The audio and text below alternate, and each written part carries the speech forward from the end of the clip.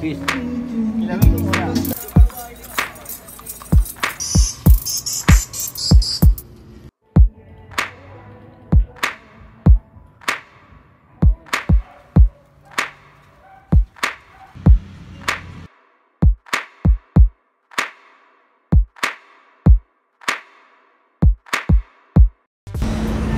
Ito na siya. I-spray ako. Kasi yung original na ano na Bajaj LS may pintura. Ayan, tignan niyo, parang hindi na nagmukhang luma, di ba? Parang okay na. I-spray lang. So, ito na, nagawa na natin yung mga dapat gawin. Tignan natin kung agara.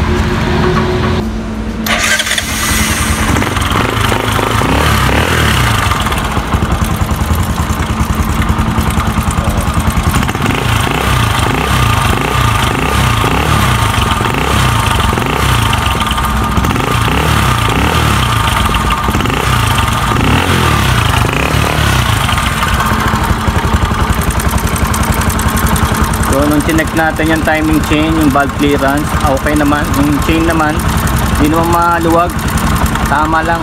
Hindi ko alam kung saan galing yung sound na yan. Parang lahi talaga ng mga Bajaj yung mga may sound na ganyan.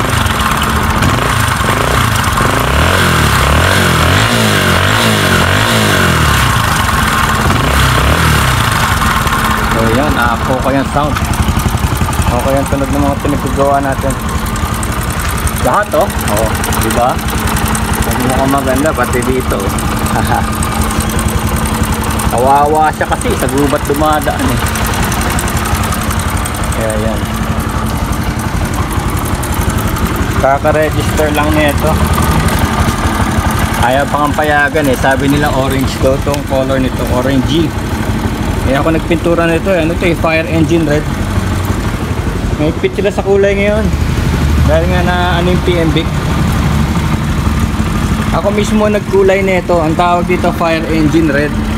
Sabi nga nila dapat ganito daw ang kulay. Sabi ko isa lang yung pintura ko dyan, isa lang color.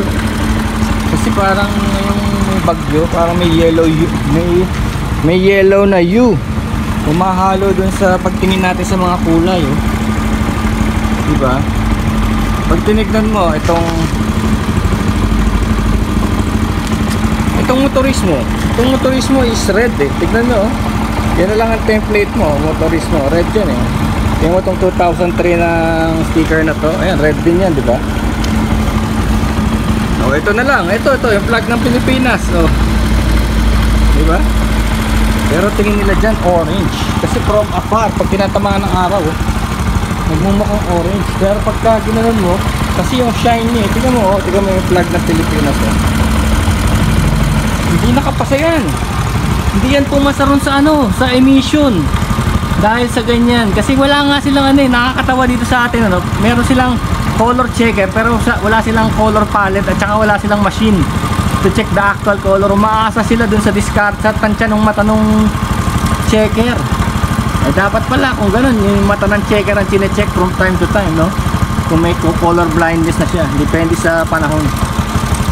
O depende sa ano siya, kung may high blood ba siya, ano bang tingin niya sa kulay, pag high blood siya, pag hindi, o may diabetes siya, ano bang tingin niya, pag mataas ang sugar niya. Kasi nakaka-apekto lahat sa eyesight yun, sa retina. Ayan tignan niya, papakita ko sa inyo, ayan tignan niya, ayan tignan niya, ayan red ayan red, diba? Kitang-kita niya. Tignan niyo pag malayo yung checker, pag malayo, tignan. Ayan ang nakikita niya, ayan. Galing diba? Nag-blend yung yellow ng sky. Tumama, diba? Dapat may swatch siya, may swatch siya para makita niya, oh.